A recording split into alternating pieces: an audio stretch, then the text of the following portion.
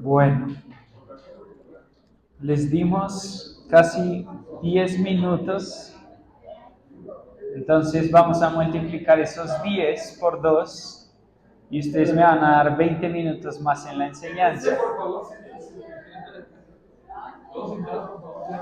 Porque les damos comida, tinto, se paran, se estiran. Entonces, como estamos tan cómodos, podemos aguantarnos 20 minutos más. Claro, que es media hora, ¿no?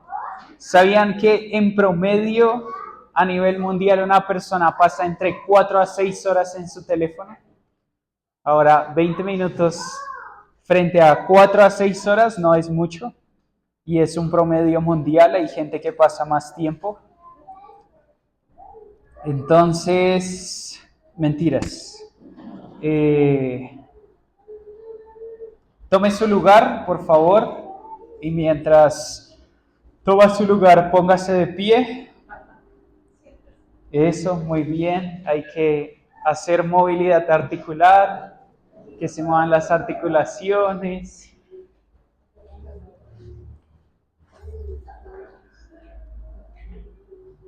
Entonces, oremos. Jesús, yo te pido que llenes este lugar de tu presencia. Yo te pido que el único exaltado en este lugar seas tú, que el único que reciba gloria y honra seas tú, Jesús. Queremos verte, queremos probar que tú eres bueno, Dios. Así como decía David, yo oro que este sea nuestro deseo en nuestro corazón esta mañana. Queremos probar y ver que tú eres bueno. Hemos oído hablar acerca de ti, pero queremos que pase lo mismo que pasó con Job. De oídas te había oído, pero ahora mis ojos te ven. Padre, yo oro en el nombre de Jesús, que nuestros ojos te vean esta mañana y que nuestros corazones sean despertados, que nuestros corazones sean avivados, que nuestros corazones vuelvan a arder, Dios. Te pido que quites toda distracción, Dios, y que cualquier argumento que se levante en contra del conocimiento de Cristo sea quitado en medio de nosotros y que podamos ver a Cristo y a este crucificado. En el nombre de Jesús. Amén. Amén. Ya puede tomar su lugar, a menos que se quiera quedar de pie. Ok.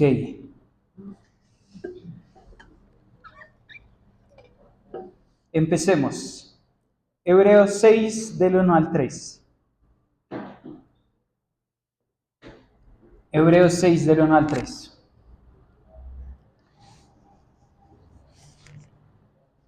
Durante estas semanas va a escuchar la misma introducción de todos los días. Entonces vamos a Hebreos 6, perdón, del 1 al 3. Dice, versículo 1, estoy leyendo en Nueva Biblia de las Américas, dice, por tanto, dejando las enseñanzas elementales acerca de Cristo, avancemos hacia la madurez, no echando otra vez el fundamento del arrepentimiento de obras muertas y de la fe en Dios, de la enseñanza sobre los lavamientos o bautismos, de la imposición de manos, de la resurrección de los muertos y del juicio eterno. Eso haremos si Dios lo permite. Durante estas semanas hemos venido hablando algo que es muy importante y creo que es trascendental para nosotros. Y creo que si realmente lo entendemos y agarramos este mensaje y entendemos la trascendencia que tiene en nuestras vidas, creo que podemos empezar a crear un fundamento saludable para los años que vienen. Esto no es una invitación a que escuchemos los domingos, ¿sí? No es una invitación a que solo tomemos lo que yo estoy enseñando, lo que estamos viendo por medio de la palabra, sino es una invitación a profundizar, a pensar en qué tipos de fundamentos tengo, a qué tipos de raíces tengo. Hicimos este paralelo y hablamos acerca de Hebreos 6, tiene 6 fundamentos o 6 raíces. Si lo comparamos con un edificio o si lo comparamos con un árbol. Y básicamente lo que va a decir el autor de Hebreos es: necesitamos estos fundamentos para crecer a la madurez. Y esta madurez es una palabra en griego que es teleios, que es perfección. O sea, básicamente lo que nos está diciendo el autor de Hebreos es: si usted tiene estos 6 fundamentos, usted puede alcanzar la perfección. Ahora, habíamos hablado, para las personas que no habían estado, que esta perfección no es una perfección sin errores, sino es una perfección dinámica, no es una perfección estática. Eso quiere decir que Pablo en Romanos 4 nos va a apuntar hacia Abraham, y Abraham es un claro ejemplo de una persona que caminó en teleios, en perfección, en madurez, pero que tuvo errores en medio del proceso. Eso quiere decir que la perfección que nos está diciendo Hebreos no es ausencia de errores, sino es dinamismo, es constancia, es mantenernos en el mismo caminar incluso en medio de los errores. Ahora, Hebreos nos está diciendo esto, y es muy importante porque yo creo que debemos tomarlo personal. ¿Sí? Podemos pensarlo en un ambiente de iglesia, 100%, estos son los fundamentos que debe tener una iglesia, pero creo que el autor de Hebreos nos está llevando a pensar también de manera personal. Y es: realmente yo entiendo estos 6 fundamentos, camino en estos 6 fundamentos. Y habíamos hablado acerca del árbol porque es la imagen que más me gusta. El árbol, para que se sostenga en medio de todas las estaciones, necesita de raíces profundas. Si nosotros no tenemos raíces profundas y raíces saludables, el invierno o una temporada difícil se va a comer al árbol. Por eso hablábamos acerca de esto, hablábamos que en primavera los árboles son muy lindos y los podemos ver y podemos ver su belleza y admiramos su belleza, pero en invierno podríamos pensar que un árbol está muerto. Y realmente el árbol no está muerto en invierno, sino que está enfocando toda su energía en las raíces. Ahora, si el árbol durante los años que hubiera estado vivo no hubiera enfocado antes su fuerza en las raíces, no hubiera tomado los nutrientes que necesitaba, el invierno se lo hubiera llevado y lo hubiera quemado. Ahora piense un momento en usted. ¿Qué tipos de temporadas en mi vida, por no tener raíces profundas, se han llevado partes de mí? Y creo que es lo que el autor de Hebreos nos está diciendo. Con el fin de alcanzar la madurez, enfoquémonos en estos 6 fundamentos. Es lo mismo que un edificio. Si un edificio no tiene bien los fundamentos o los cimientos, un terremoto como el de esta mañana, entonces tenemos buenos edificios, se los va a llevar. Y creo que nosotros debemos empezar a pensar de manera no a corto plazo, sino a largo plazo. ¿Qué tipo de fundamentos estoy poniendo hoy? ¿Qué tipo de nutrientes le estoy dando hoy al árbol para que en medio de las temporadas difíciles yo pueda permanecer fiel, pueda permanecer, pueda enfocar, si es necesario, una temporada de mi vida a las raíces, incluso cuando parece que estoy muriendo, y pueda sostenerme en el tiempo? Ahora creo que por eso es tan trascendente lo que el autor de Hebreos nos está diciendo. Y nos está diciendo: hay 6 fundamentos que todos deben entender. Y dice, número 1 es el arrepentimiento. Debemos entender, experimentar y vivir el arrepentimiento. Creo que es algo en la vida diaria que nosotros debemos aprender a hacer. Y creo que debe ser voluntario. Debemos aprender a quebrantarnos a nosotros mismos. Porque muchas veces cuando nosotros no nos aprendemos a quebrantar, por eso nosotros entramos en lugares donde Dios tiene que quebrantarnos. Y creo que es algo que constantemente debemos aprender. ¿Cómo me quebranto a mí mismo? De manera voluntaria. ¿Cómo vivo una vida de arrepentimiento de manera voluntaria?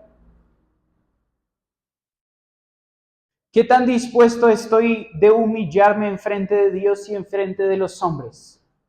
¿Y qué tipo de concepto tengo de humillación en mi cabeza?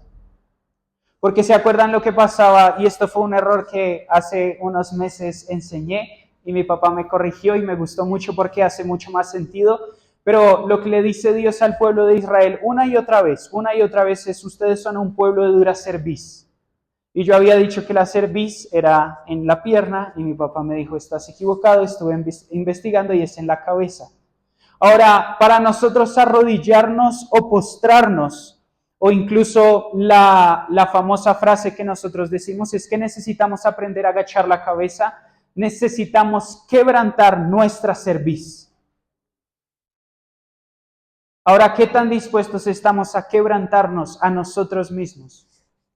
¿Qué tan dispuestos estamos a humillarnos a nosotros mismos? Y quiero seguir por este lado, porque aunque tenemos 6 fundamentos, arrepentimiento, la fe en Dios, hablamos acerca de la fe en Dios el domingo pasado, acerca de la confianza en Dios. Hoy vamos a hablar acerca de los bautismos, es muy interesante los bautismos, hay diferentes bautismos. Número 4, el autor de Hebreos va a decir, es importante entender la imposición de manos. Este es un tema para mí que he venido estudiando y que creo que es muy interesante porque creo que no hemos entendido la importancia de la imposición de manos, que es la transferencia de una gracia que Dios nos dio hacia otra generación. Y lo pienso mucho de manera futura, cuando tenga mis propias generaciones, pero creo que hemos perdido este concepto de la transferencia de gracia, de la transferencia muchas veces de unción. Esto va a decir Pablo, va a decir en Timoteo, anhelo que puedas venir para que puedas enseñarnos y nos puedas dar algún don espiritual por medio de la imposición de manos. Y ahora muchas veces nosotros estamos, voy a decirlo así, trabados en nuestra vida espiritual y muchas veces necesitamos de personas que tienen gracia e impongan manos sobre nosotros. Por eso también va a decir en Santiago, cuando alguno de ustedes esté enfermo, llame a los ancianos, que lo unjan e impongan las manos sobre ustedes para que se sane. Una vez más, muchos de nosotros estamos enfermos porque no estamos siguiendo uno de los fundamentos que es la imposición de manos. ¿Cuántos de nosotros, y yo lo pienso en un futuro, vamos a imponer manos sobre nuestros hijos? Esto era lo que pasaba en la historia de Israel. Eso era lo que esperaban los hijos de los padres. ¿Sí? Quiero entrar en una recepción de destino por parte de mi padre. Eso fue lo que hizo Jacob y Esaú. Eso fue lo que pasó en las 12 tribus. Eso era lo que cada hijo esperaba de su padre, una transferencia de destino, una transferencia de gracia. Y es lo que nosotros hacemos por medio de la imposición de manos.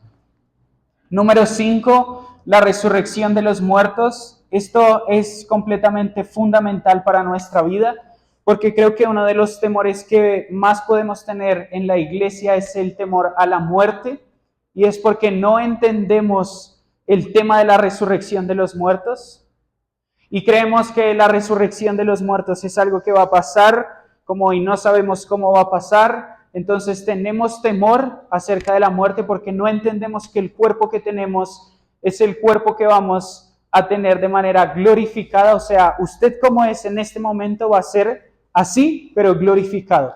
Por eso los discípulos pueden reconocer a Jesús, por eso Jesús puede comer, por eso Jesús habla con ellos, por eso Jesús tenía sus marcas. O sea, la resurrección de nuestros cuerpos no es un cuerpo etéreo, es un cuerpo físico, tangible, con un propósito.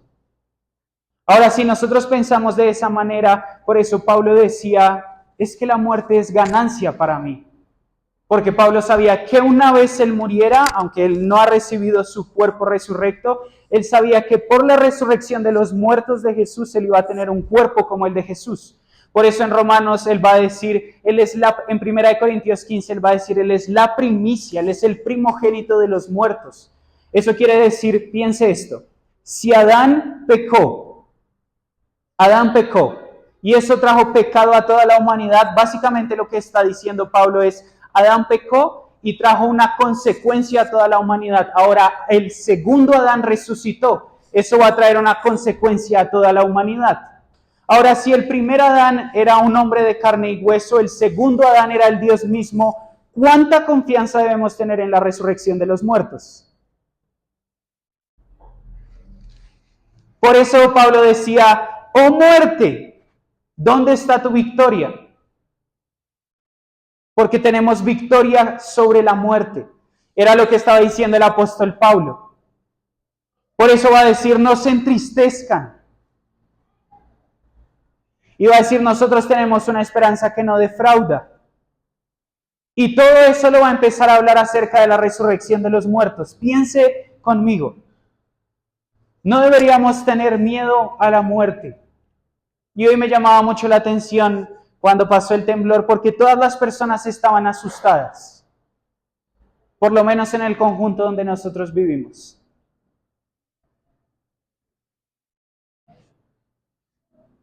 Nosotros tenemos una esperanza que no defrauda, una esperanza de un cuerpo como el de Jesús.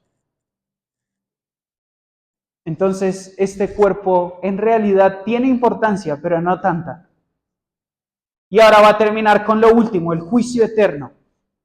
Y va a decir, este es un fundamento esencial. Y creo que el juicio eterno nos alinea a vivir una vida hoy pensando en la eternidad. Como lo que hago hoy, las decisiones que hago hoy, como hemos venido hablando, espíritu, alma y cuerpo, con mi alma, con mi espíritu, con mi cuerpo, afectan la eternidad. Porque Dios es justo y le va a dar a cada uno según su recompensa. Entonces Pablo el autor de Hebreos, nos está situando en un lugar donde dice, entiendan esto para que puedan alcanzar la madurez, para que puedan alcanzar la perfección, para que en medio de las tribulaciones y del sufrimiento, ustedes puedan tener cimientos seguros, puedan tener raíces profundas y saludables. Por eso creo que es tan trascendente lo que estamos estudiando y lo que estamos aprendiendo. Ahora, hoy quiero hablar y quiero hacer una pausa pequeña en la serie, porque hemos visto arrepentimiento, hemos visto la fe en Dios y vamos a hablar acerca de los bautismos. Pero creo que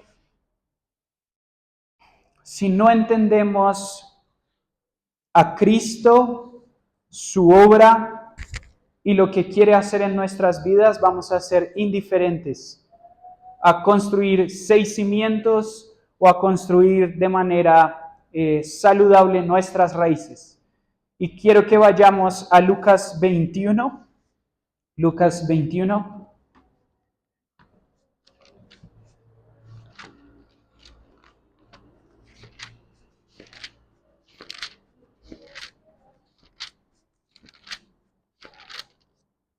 Lucas 21.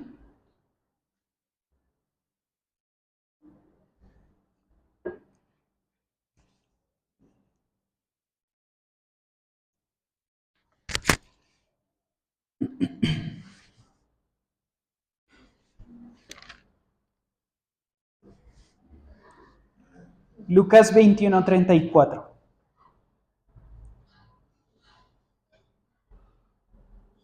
Miren lo que dice Jesús.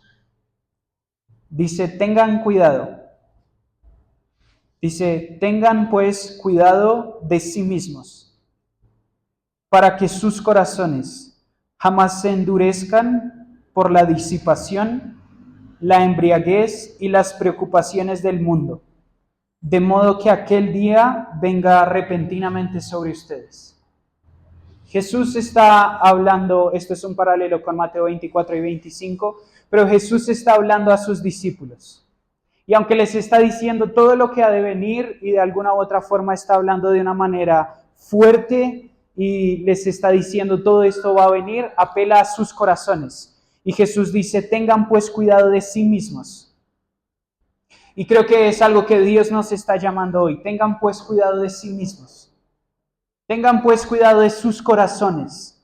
Porque les va a decir, tengan mucho cuidado. No dejen que sus corazones se endurezcan por la disipación, por la embriaguez y por las preocupaciones de esta vida.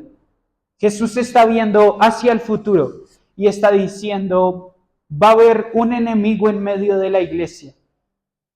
Y va a haber personas que no se van a cuidar a sí mismas, Su corazón se va a endurecer por la embriaguez, por la disipación y por las preocupaciones de esta vida. Si quieren, miremos otra traducción. Ahora conmigo Lucas 21, si lo tienen en el celular, en Nueva Versión Internacional. Creo que nos puede dar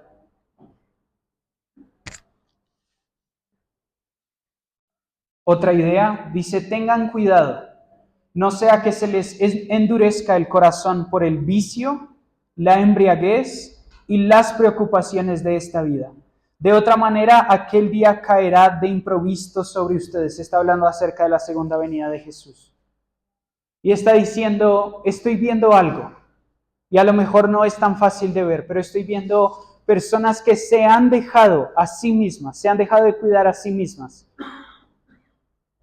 Y los vicios, la embriaguez y las preocupaciones de su vida, de la vida, han endurecido su corazón. Y creo que muchos de nosotros podemos caer en esta trampa. Y yo quiero apelar hoy al corazón como lo hacía Jesús, y es, ¿qué tan endurecido tenemos nuestro corazón?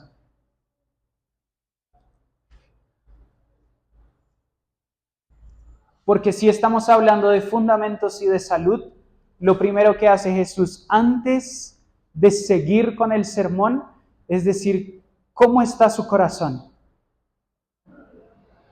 ¿Cómo está nuestro corazón? Y podemos empezar a examinarnos. ¿Cómo está mi corazón con los vicios? ¿Qué extremos hay en mi vida que no son saludables? Vicios no solo habla de drogas. ¿Qué extremos no saludables tengo en mi vida? Un vicio puede ser, yo puedo ser cautivo de mis pensamientos. O un vicio puede ser, yo siempre estoy pensando de manera negativa y por eso me está generando ansiedad. Un vicio puede ser no saber controlar mi temperamento.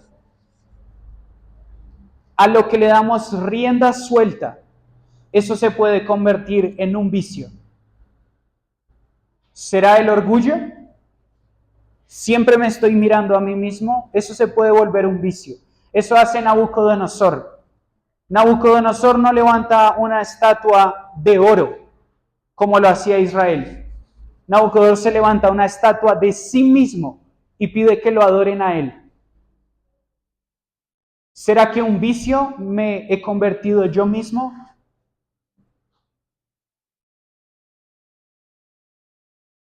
Y creo que Jesús no lo hace de una forma dura, sino lo hace de una forma amorosa. Esperemos un momento. Cuidemos el corazón y examinémoslo. Vamos a Mateo 24, que es el paralelo de este capítulo.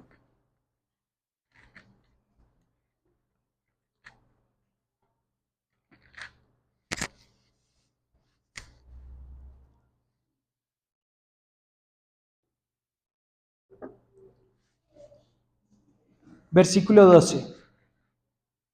Dice, y a causa del aumento de la maldad, se enfriará el amor de muchos.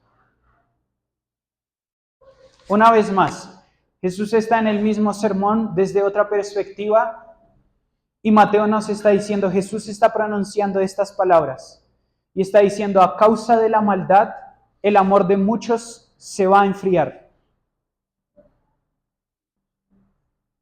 Y esto lo podemos anclar, si quiere vaya conmigo ahora a Apocalipsis.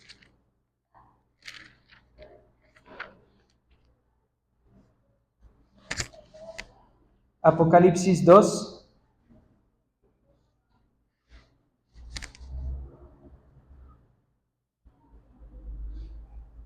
Mire lo que dice versículo 2. Yo conozco tus obras y tu dolor y tu perseverancia, que no puedes soportar a los malos y has puesto a prueba a los que se dicen ser apóstoles pero no lo son y los has encontrado falsos. Y tienes perseverancia y has soportado por causa de mi nombre y no has desfallecido. Pero tengo contra ti que has dejado tu primer amor. Un momento. Piense un momento. Piense todo lo que está haciendo esta iglesia. Conoce las obras, conoce el dolor, conoce su perseverancia, conoce que no puede soportar a los malos, conoce que ha puesto a prueba a los que dicen ser apóstoles pero no lo son y han encontrado gente falsa. Versículo 3 dice que tienen perseverancia y que han soportado por causa de mi nombre y no han desfallecido. Jesús está hablando cosas impresionantes a esta iglesia. Y una vez más apela al corazón de la iglesia. Le dice, lo has hecho muy bien, has tenido perseverancia. Nosotros podemos tener fe. Nosotros podemos estar caminando constantemente en lo que Dios nos dice, pero perder nuestro corazón hacia Dios.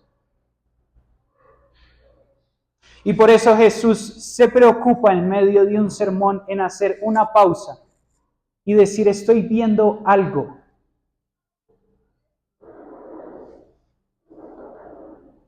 Hay un corazón en medio de la iglesia que algo pasó. Algo pasó, se endureció. Y esto puede pasar mucho porque eso se llama tolerancia. Nos volvemos tolerantes. Y empezamos a tolerar la violencia, empezamos a tolerar los abusos, empezamos a tolerar los malos tratos, el chisme, empezamos a tolerar todo este tipo de cosas que empiezan a endurecer nuestro corazón día a día. Empezamos a tolerar que las preocupaciones de esta vida tomen el control en nuestro corazón y nuestro corazón se va endureciendo, hasta que de un momento a otro, como toleramos tanto, pensé en esa canción, yo tengo tanto, pero dejamos tanto que nuestro corazón se endurezca que dejamos de sentir. Y no sé si a ustedes les ha pasado, pero a mí me ha pasado un momento donde dejo de sentir compasión por los demás. Donde la fragilidad, la tristeza de los demás ya no afecta a mi propio corazón. Cuando puedo ver atrocidades en el mundo y eso no afecta a mi propio corazón. No me hace sentir incómodo. Nos volvemos apáticos porque nuestro corazón se ha endurecido. Y yo creo que Jesús nos quiere sacar de ese lugar antes de seguir construyendo lo que estamos construyendo. Porque Él está comprometido en hacer lo que sea para no perder nuestro corazón. Por eso de antemano les está advirtiendo a los discípulos, cuídense. Les está diciendo, cuídense. Cuídense porque va a haber 3 cosas que van a atacar directamente a su corazón y va a hacer que ustedes se endurezcan y sean indiferentes. Y es muy difícil cuando una persona es indiferente.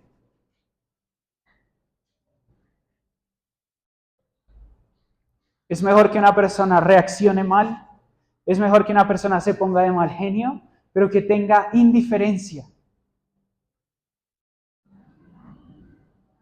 Por eso Jesús va a decir, tengo algo contra ustedes. Perdieron el primer amor. ¿Cuándo fue la última vez que me miraste a los ojos? Esa es una de las señales de indiferencia. Una persona que es indiferente realmente no puede mirar a otra persona a los ojos. Porque algo en su corazón está tan duro que no soporta sostener la mirada a los otros. Muchos de nosotros no podemos mirar a Jesús a los ojos porque hay áreas en nuestra vida donde nuestro corazón se ha endurecido. Y Jesús creo que nos quiere llevar al comienzo y nos quiere decir su corazón, ¿cómo está? Su corazón. Por eso es muy interesante algunas versiones que dicen, cuídense a ustedes mismos.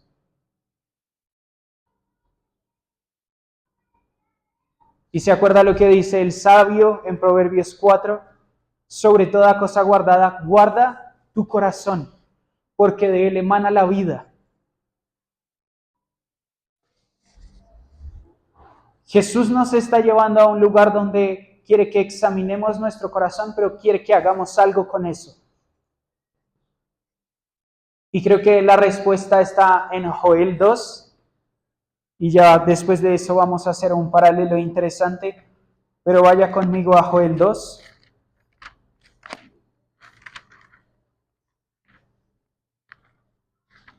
Joel 2. No lo encontré. Joel 2.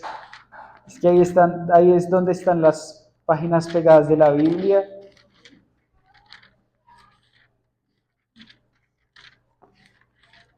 Joel 2. Acá lo tengo.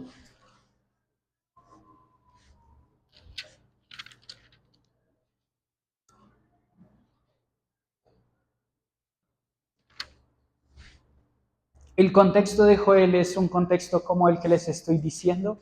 Es una dureza y una apatía de corazón. Incluso en Habacuc, Dios le va a decir al pueblo de Israel, ustedes cometieron un mal.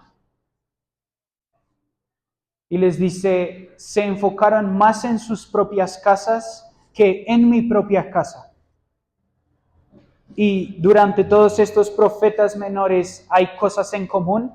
Una de esas es apatía espiritual. Número 2 es corrupción en medio de los profetas. Los profetas se estaban embriagando, estaban teniendo prostitución, estaban adorando otros ídolos, y todo porque había preocupación en medio de ellos. ¿Será que nos van a asediar? Ellos dejaron entrar a otros pueblos y se empezaron a corromper como esos pueblos. Entonces, piense conmigo, había apatía espiritual, había pecado, había dureza en sus corazones. Y mire lo que hace el profeta Joel, diciéndole al pueblo, versículo 12. Dice, ahora pues, déjeme lo busco acá, Joel 2, 12. Dice, ahora bien, afirma el Señor, estoy leyendo en Nueva Versión Internacional, vuélvanse a mí de todo corazón, con ayuno, llantos y lamentos.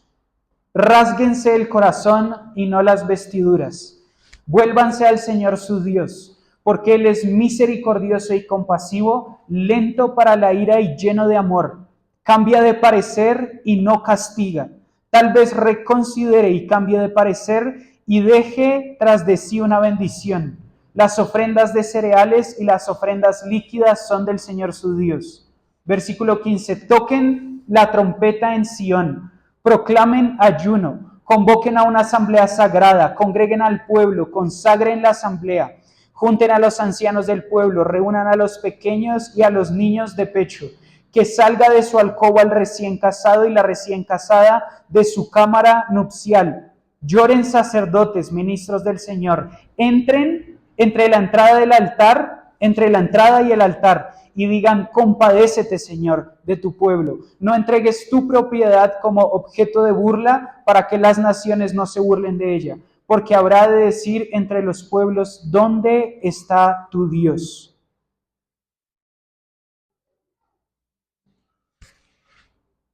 Jesús nos está diciendo, va a haber un amor que se va a enfriar y va a haber un tipo de corazón que se va a endurecer. Y Joel nos está dando la respuesta precisa de lo que debemos hacer. Nos está diciendo, convoquen una asamblea, llamen a las personas. O sea, Joel va a ser tan radical que va a decir, los niños de pecho ayunan. El que está en luna de miel, salga de su luna de miel. Los ancianos, las mujeres, los sacerdotes, va a decir, todo aquel que está en ese lugar y está hablando Joel, dice, ayunen. Dicen, ya nomás rasguen sus vestiduras. Y creo que es lo que muchas veces nosotros hacemos. Rasgamos solo lo de afuera y nunca rasgamos nuestro corazón. Y creo que Joel nos está diciendo, rasguen su corazón, arrepiéntanse, quebrántense voluntariamente, porque su corazón se ha endurecido.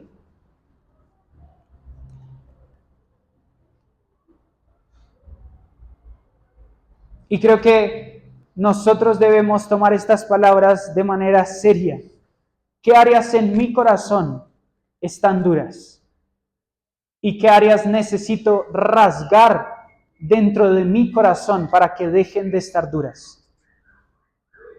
Porque Jesús está comprometido en nuestro corazón. Está comprometido en la salud de nuestras raíces. Esto es lo que va a decir en Juan 15. Para que un árbol dé fruto, yo necesito podarlo.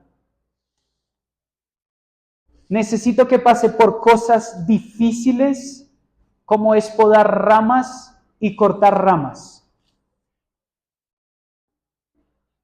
O como cuando un árbol está completamente mal, donde tienen que cortarlo desde el tronco para que vuelva a nacer. Y básicamente esto es lo que nos está llamando el profeta Joel. Nos está diciendo, no más rasguen su superficialidad. Rasguen sus corazones. Entren en llanto, en ayuno, en ruego. El profeta Joel nos está dando la forma que Jesús nos está diciendo. No dejen que su corazón se endurezca. Y si se endurece, aquí está la solución. Y creo que fue lo mismo que pasó con los 2 discípulos camino de Emaús. Estaban cargados, estaban cansados, estaban tristes, estaban decepcionados. Su Mesías se había muerto. El que ellos querían entronar como el hijo de David se había muerto. Y ellos estaban decepcionados caminando lejos de Jerusalén, diciendo, ya se perdió todo. El que creíamos que era nuestro Mesías no está. Y creo que muchos de nosotros estamos en ese lugar. ¿Dónde está Dios? El que decía que iba a estar, no está. Y Jesús se presenta a 2 hombres cargados, angustiados, tristes, quebrantados, y hace una cosa que llama mi atención. Se revela a sí mismo y empieza a hablar acerca de él mismo en las Escrituras. Y cuando ellos están asombrados, no se habían dado cuenta que su corazón había sido transformado y dicen, ¿no ardía nuestro corazón mientras él hablaba? ¿Cuál era la característica de Jesús en Mateo 24 del corazón? O del amor. Está frío. ¿Y qué pasa cuando Jesús empieza a hablar acerca de sí mismo con los discípulos? ¿Cuál es la característica del corazón de los discípulos que dicen, no ardía mi corazón, nuestro corazón, cuando él hablaba? Ahora muchos de nosotros estamos en ese lugar porque estamos escuchando voces que no deberíamos escuchar.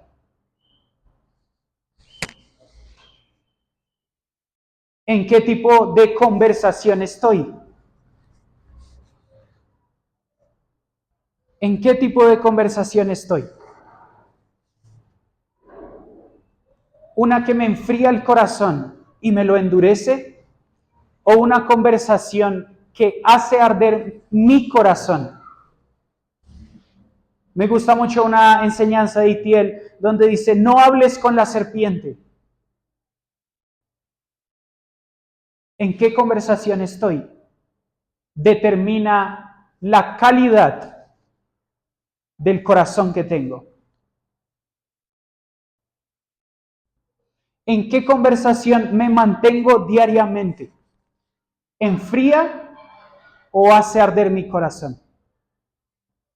Porque ellos empezaron a hablar en una conversación de completa decepción y es completamente entendible. Si Jesús se muere y yo hubiera estado ahí, hubiera estado igual de decepcionado. Ahora Jesús entra a la escena y empieza a hablar acerca de él mismo.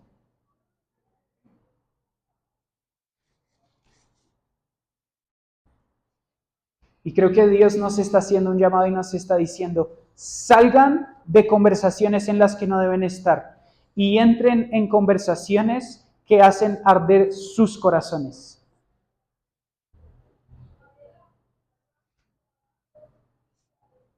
¿A quién estoy escuchando? Otra de las cosas que Dios le dice una y otra vez al pueblo de Israel, les dice es que ustedes no escuchan. Ustedes no prestan atención a mis palabras. O sea, Dios es un Dios que demanda atención, que demanda personas que escuchan. Y lo pienso mucho cuando uno está en una relación y la otra persona le dice, es que tú no me escuchas, es que tú no me prestas atención.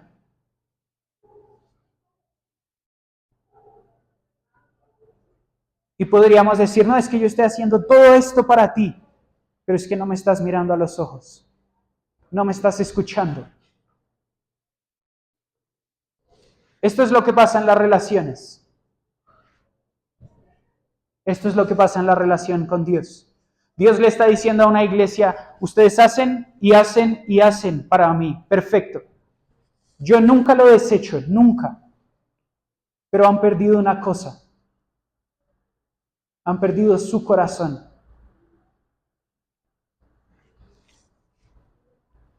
Y creo que es en ese lugar donde Dios nos quiere. Es en ese lugar donde Dios encontró al profeta Isaías. Su corazón se había endurecido por causa del pueblo. Y estaba diciéndole al pueblo, es que tú eres esto, del capítulo 1 al capítulo 5. Y en el capítulo 6, cuando él se encuentra con la majestad de Dios, su única respuesta es decir, ¡ay de mí! Nosotros somos expertos en examinar los corazones de las otras personas.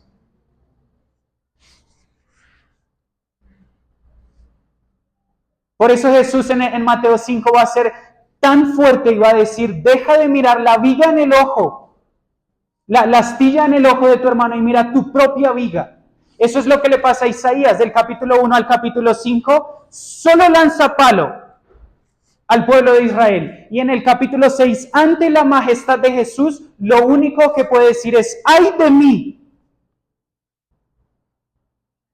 Y creo que nosotros necesitamos sí o sí un encuentro de Isaías 6, donde dejemos de estar pensando en lo que el otro podría hacer y quebrantarnos a nosotros mismos y decir, Dios, ¡ay de mí! Porque comparado con tu majestad, yo no soy nada. ¡Ay de mí!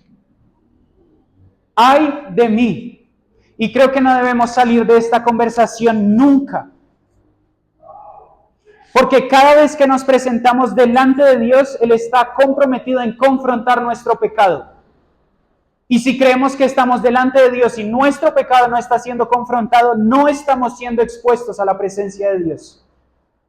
Porque es en ese lugar, pero es el lugar más alto y sublime, donde yo me encuentro con mi propia insuficiencia y solo puedo decir, ¡ay de mí!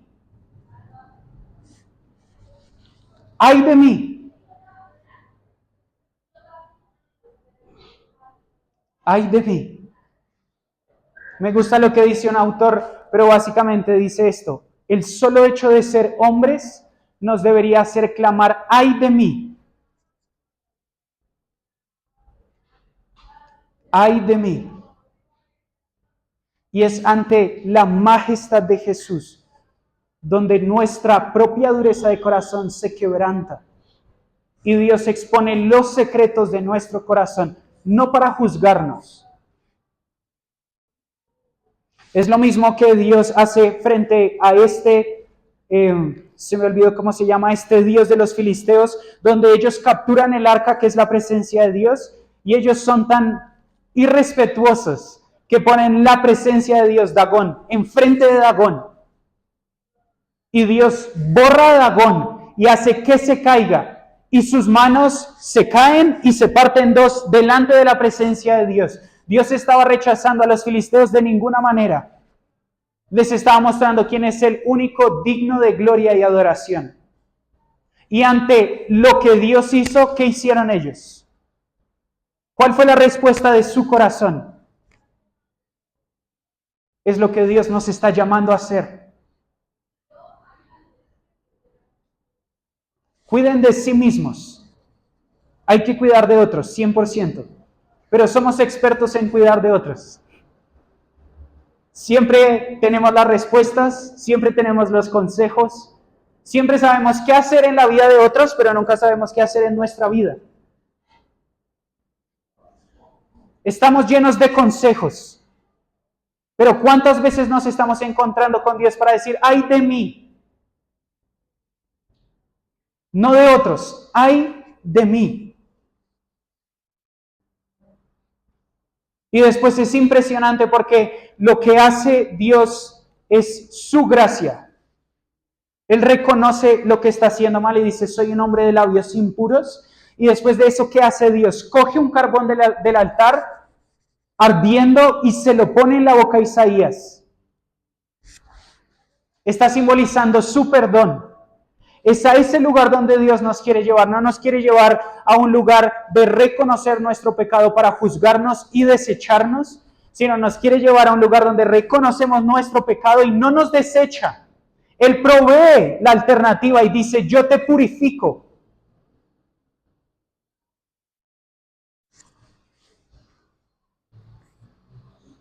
Y la purificación de Isaías fue tan profundo que hoy lo leíamos.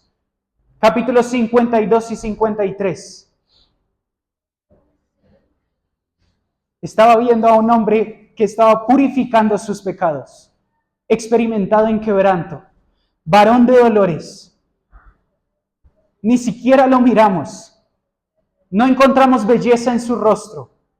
Y empieza a describir al Mesías como nunca antes. Su encuentro con su propia humanidad, con su propia nulidad, con darse cuenta que no es nada ante los ojos de Dios, provee la más grande respuesta de Dios. Capítulo 9, un hijo nos es nacido, un niño nos es dado, y su nombre será Emmanuel y habitará en medio de nosotros. Veo al vástago de Isaí, es un tronco, empieza a ver a Jesús. Su reinado es un reinado eterno. Y ante su propia nulidad, él solo puede ver a Cristo. Y creo que es a donde Cristo nos quiere llevar. Sus corazones están fríos, no importa. Sus corazones están duros, no importa. Mírenme. Y dejen el orgullo. Y dejen que mi revelación los traspase y ustedes puedan decir, ay de mí, es el mejor lugar donde podemos estar. Cuando nosotros decimos, ay de mí, nuestras relaciones se restauran, se lo aseguro. Cuando nosotros decimos, ay de mí, empezamos a tener una relación de servicio con las otras personas, porque dejamos de pensar en nosotros mismos, porque nos estamos viendo ante la majestad de Dios y no nos estamos comparando, viendo la astilla del otro. Por eso Jesús en Mateo 13 hace esa escena que debería quebrantarnos a todos. Se ciñe los lomos, se pone una toalla y dice, yo soy el mismo de Isaías 6. ¿Me dejan lavarles los pies? Isaías 49, por eso Isaías lo ve una vez más. Dice es que Dios es el siervo de todos. Isaías 49, 6. Dice, Dios le sirve a los reyes. Es en el lugar de mayor humillación. Es el lugar donde nos vaciamos de nosotros mismos. Dios quiere llevarnos a ese lugar donde no tenemos más respuestas, donde no tenemos más cómo hacerlo, donde llegamos a lo último de nosotros mismos y lo único que tenemos para hacer es buscarlo porque no hay de otra. Donde le fallamos a nuestra familia, a nuestros seres queridos, a muchas personas. Y Dios nos dice, yo quiero llevarlos hasta lo último para que se den cuenta que sin mí no pueden. No pueden salvar a su familia que no cree. Pero los quiero en sus rodillas, quiero que rasguen sus corazones. Y ahí yo intervengo. Por eso en el versículo 28 de Joel va a decir, y después de estas cosas, yo derramaré mi espíritu sobre toda carne. Es ante la humillación de la iglesia, ante una iglesia que se rasga sus corazones, que llega a lo último de sí misma, que Dios dice, estoy listo, yo intervengo.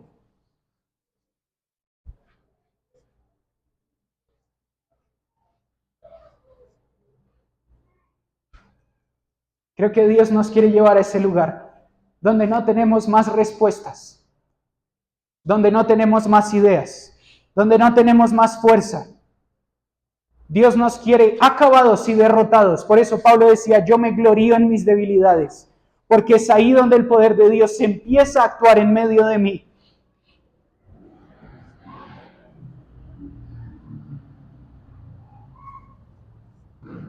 Rasguen sus corazones. Miren el alto y sublime trono. Miren a Cristo crucificado. Miren a un Dios que no tiene miedo de humillarse a sí mismo, que está siendo crucificado desnudo. Está mostrando toda su gloria. Está siendo completamente humillado, la gente se está burlando, su barba está siendo arrancada. Dios nos quiere llevar a ese lugar, donde nos dice no hay otra respuesta, no hay otra persona, no hay otro lugar, no hay otra idea. Es una rendición total y voluntaria a la cruz. Por eso están cansados y están cargados. Porque mi yugo es suave y leve.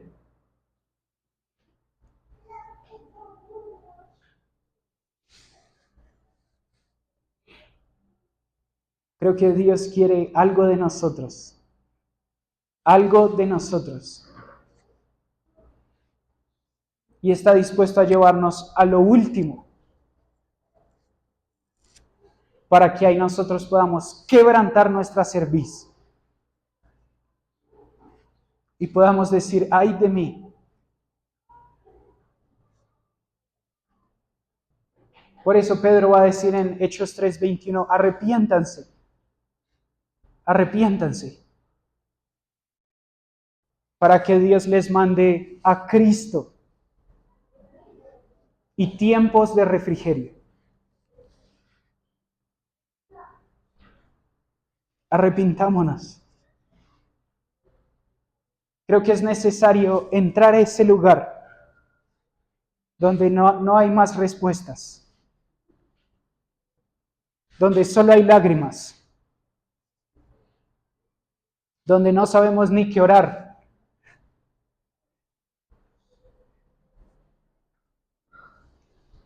Donde lo hemos intentado,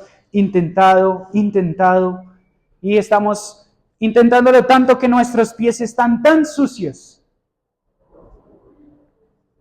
que debemos quitarnos el orgullo del corazón y decir, Jesús, lávame los pies.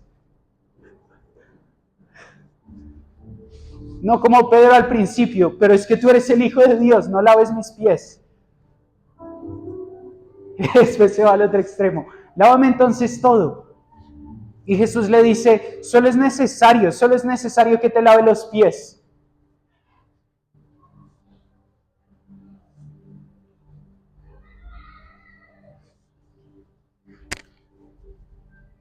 Creo que Dios quiere ese lugar donde entramos a nuestra propia humanidad. No tengo más. Por eso, cada vez que el pueblo de Israel peleaba, Dios les mostraba que ellos no eran capaces de destruir al enemigo. Y siempre eran más.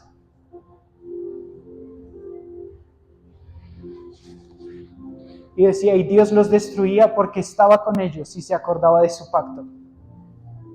Dios no nos ha olvidado, pero quiere que nosotros le digamos, no puedo.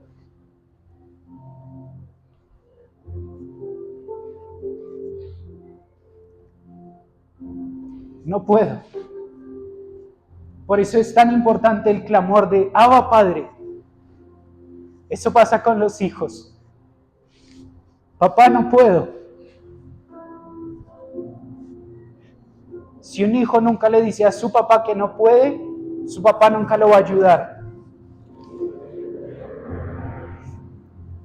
por eso Dios está esperando hijos que dicen,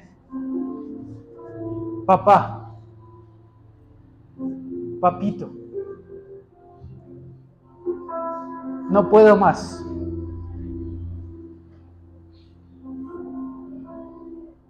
Lo invito a que se tome un tiempo, 5 minutos, pero donde usted pueda entrar en este lugar.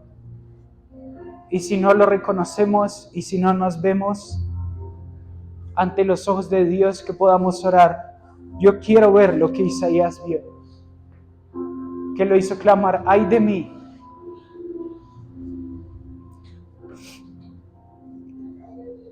Dejemos que Dios camine en medio de nosotros y empiece a hablar y nuestro corazón sea completamente transformado.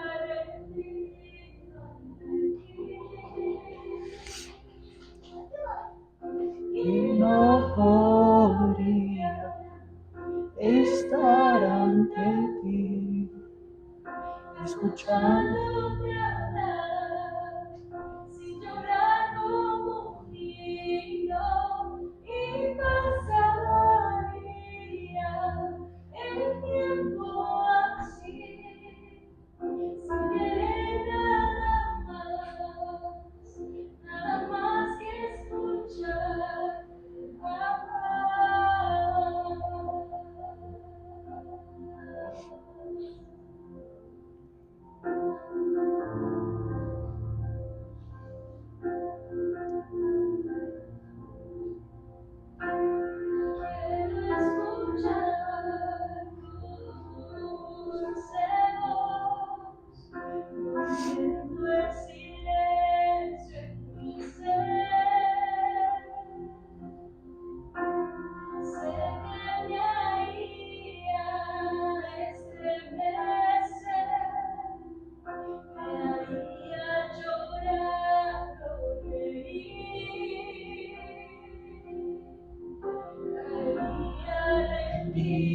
Ante ti y no podría estar ante ti, escuchándote hablar, sin llorar como un niño, y pasaría el tiempo así, sin querer nada más que escucharte hablar. Estar ante ti, escuchándote hablar, sin llorar como un niño, y pasaría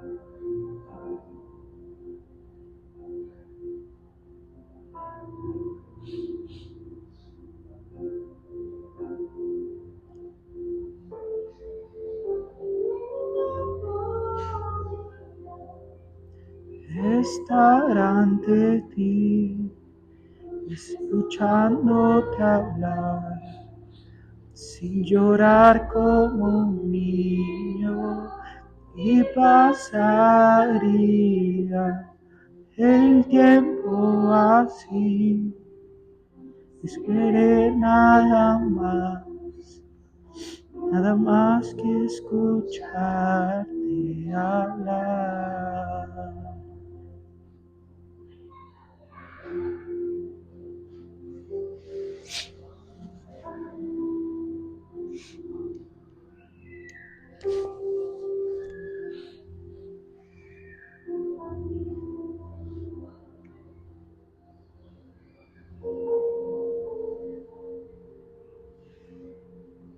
Sí, Jesús, yo oro que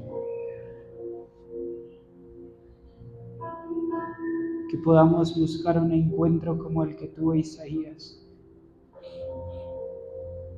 Que nuestra cerviz se quiebre y que podamos verte como eres.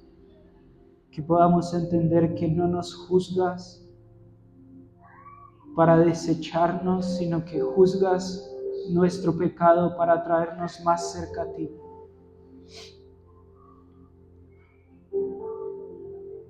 Jesús, que podamos entender que señalas nuestro pecado para que nos apartemos y eso sea un trampolín para estar más cerca de ti. Te pido que encuentres corazones en nosotros quebrantados.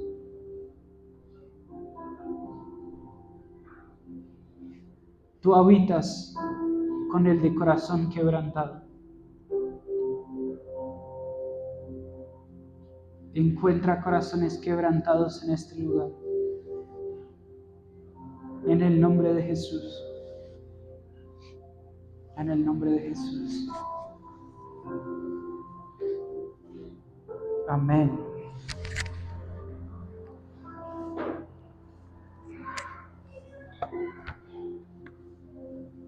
Lo invito a que pueda estar en este lugar estos días, esta vida. Creo que no debemos salir de ese lugar, pero los mismos anuncios